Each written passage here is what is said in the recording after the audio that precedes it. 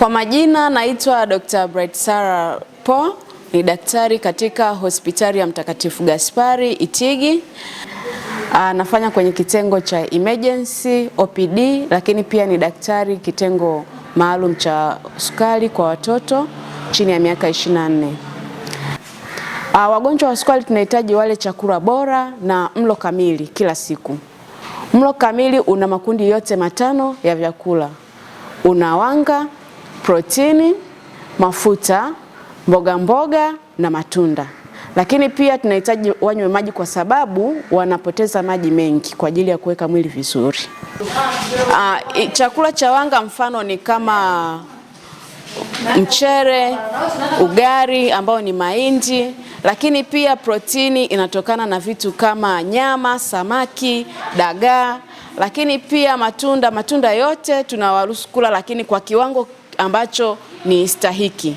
Mafuta tunahitaji mafuta yanayotokana na mimea, mafuta kama ya alizeti, mafuta ya karanga. Na tunahitaji kwa siku apate milo mitatu ambayo ni mikubwa: asubuhi, mchana na jioni. Katikati ya chakula cha asubuhi na cha mchana tunahitaji apate kitafunwa ambacho mfano inaweza akatafuna korosho au akatafuna karanga. Na katikati ya chakula cha mchana na cha usiku tunahitaji pia apate kitafunwa.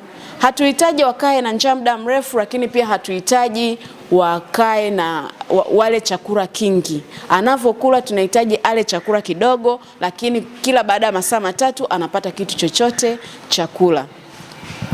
Kwa hiyo mtindo bora wa maisha utatusaidia kufanya hii sukari ikae sawa, isiwe juu wala isiwe chini.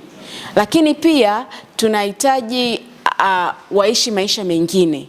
Kama ni kwenda kwenye sherehe za ndugu jamaa na marafiki, hatuwazuii kufanya mambo mengine ya kijamii. Lakini akiwa anaenda kwenye hizo siku, maana yake anakula vitu vinavyopandisha sukari kwa kiwango kikubwa. Tunamuongezea kiwango cha insulini anayochoma na sukari yetu inabaki katika kiwango kile kile ambacho tunakihitaji. Lakini pia kwa vijana wakubwa kuwa kwenye mazingira ya kutamani kutumia pombe au vinywaji vingine kama watu wengine wanavyoishi kwenye jamii. Hatuwazuii, kama hajaanza tunatamani asitumie kabisa. Lakini kama ameshaanza anaweza akatumia kwa mwanamke bia 1 kwa siku, kwa mwanaume bia 2 kwa siku zinamfaa. Lakini hizo siku anazoenda kwenye starehe tunaongeza kiwango cha insulini anayochoma. Lakini pia sigara hatutamani kabisa watumie, kwa sababu sigara inaenda kuafekti na kuharibu vitu vingine kwenye mwili ambavyo pia tunavitunza kwa mgonjwa wa sukari. Tunahitaji kuepukana na msongo wa mawazo. Wagonjwa wetu wengi wao wanaathiriwa na msongo wa mawazo. Na msongo wa mawazo unatokana na vitu vikubwa. Inatokana na kutojua anasumbuliwa na ugonjwa gani. Lakini pia inatokana na kusikia taarifa mbalimbali na kutokuwa na elimu stahiki kuhusu changamoto alionayo.